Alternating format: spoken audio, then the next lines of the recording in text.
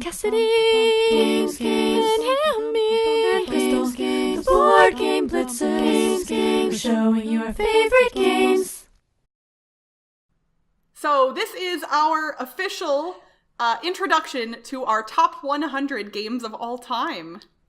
Yeah. Hooray! Woohoo!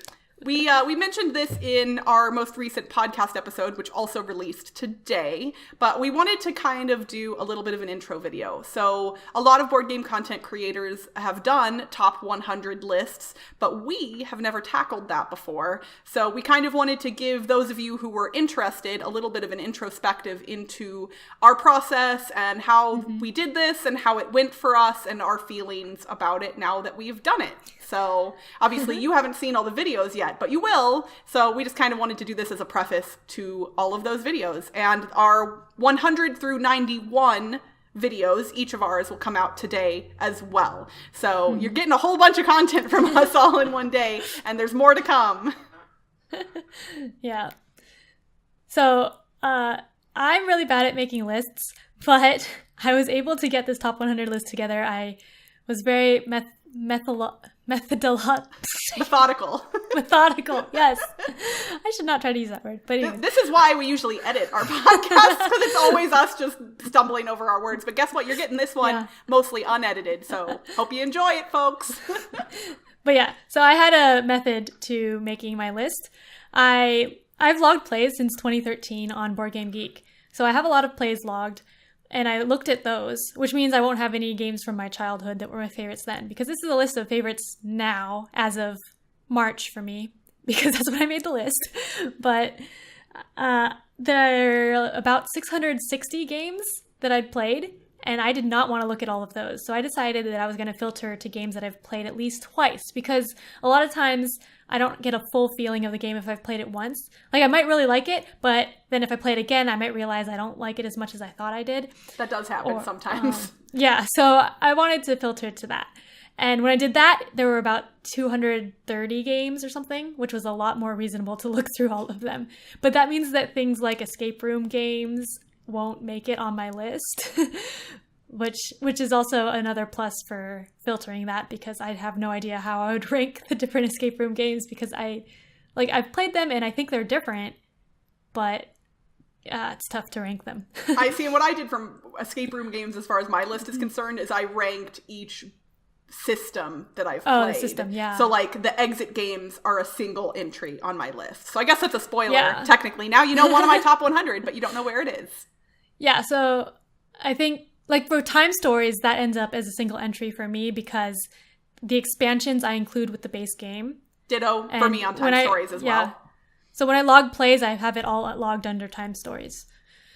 I think the only game that I actually combined, or there were two games that I combined, was Resistance with Resistance Avalon, and the Sherlock, Jack the Ripper, and West End thing with regular Sherlock, because it was originally expansions, but then like reprinted as a different box, so I counted it as an expansion kind of. Yeah, I kind of cheated on a few of my entries, so yeah, I guess everybody will just see that when it gets there, but I might have combined multiple games into a single entry that weren't escape room games or Time Stories but like, in my defense, it's like two games that are technically different games but ridiculously similar for specific reasons, and I explain that in my videos when I get to those. So I don't know, people can say that I'm cheating, but like, there were reasons every time I did it, so yeah, whatever. You can't cheat on your list. You're making it. It's your list. I know, but if it's a top 100 and I've technically included like 106 games because of the cheating,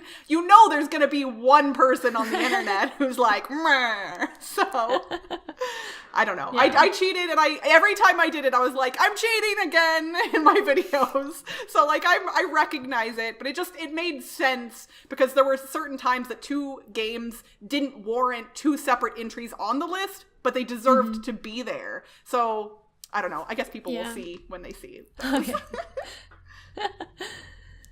But yeah. Oh, anyways, after I got the list of 230 games, I looked through them all and quickly ranked them based on how I was feeling at the time, 1 through 5, with 1 being the best. And then I filtered to the 1 to 3s, and that ended up being about 120 games, which was perfect because then I could rank those.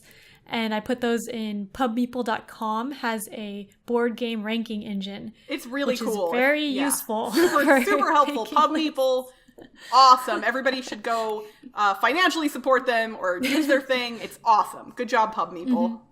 Yeah, basically you put in a list of things, board games, and it gives you 2 of them at once, and you pick which one you like better, and it keeps doing that until you've ranked them all. So yeah, if you put in 100 games, it's way more than 100 things you have to pick because you're ranking just about every game against every other game. So it's a lot. And I used PubMeeple for mine as well, but I didn't do it as intelligently as Ambie. So I haven't been I haven't been keeping track of my plays in BGG as long as Ambie has. I've only started in 2017, which you all know if you listen to the podcast, because it was my 2017 New Year's resolution, and I've kept it ever since. I've been ranking ever since January of 2017, but that's not enough data to go off of because even though now we're almost halfway through 2018, even in a year and a half, I'm not going to play every single game that I love. So there are quite a few games that deserved to be at least in consideration, if not on my top 100, that weren't tracked in BGG. So what I did is I used my tracked plays and my collection and my limited recollection of the games that I've played over the years. And that did include a couple of games from my childhood, and some other games that I played earlier in my tenure as a board gamer that I have some fond memories of that maybe I haven't played in a while. And I put way too many of them into PubMeeple. Oh gosh, don't put 300 games into PubMeeple and then try and rank them. It's a thing. I discussed this in our podcast episode today. I won't hash it out, but basically it takes a real long time to rank 300 games with that engine. Yeah. Eventually, I narrowed it down to 100, made a couple more adjustments because I played some stuff after I ranked those games and some other things like, So it came out and it was funny because there were some games on the list that I was like, oh, I knew that was going to be a top 10 game, 100% for sure. And then there were others that kind of surprised me, like even ones that were lower on the list, I didn't expect to make the list at all. And I was like, I had to think about it and be like, oh, no, like every time I've played that game, I've really enjoyed it. So it was interesting because I think the PubMeeple tool allowed me to not overthink things and just be like, which game do I like more? And I just had to pick. And so some of the ones that I wouldn't have necessarily immediately called out as a top 100 game ended up being in that list. And I think the list is pretty representative of me as a gamer. Lots of silly stuff, lots of short stuff, lots of thematic stuff. Like it's a pretty cool list of games. Yeah, I think my list is pretty good too. It's all over the place with types of games.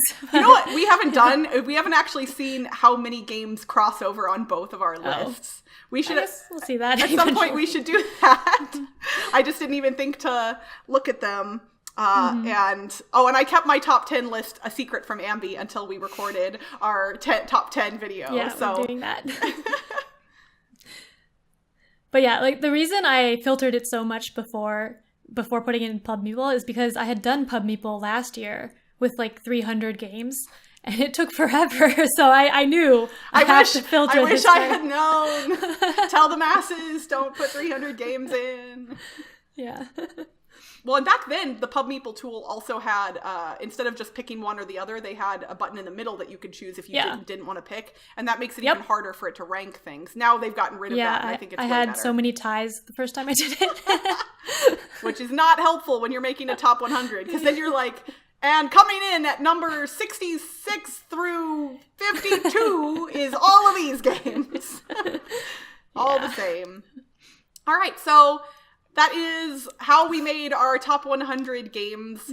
And then we recorded our videos separately for 100 through 11. And we recorded 10 through 1 together so we could discuss our top favorite games of all time. And we also discussed Cassidy's top 10 games as well. She made her list and we discussed those too. So that way you all can get her top 10. And yeah, we're really excited for you all to see our videos. Yep. So I guess we'll talk to you all later. Yeah. Bye. Bye.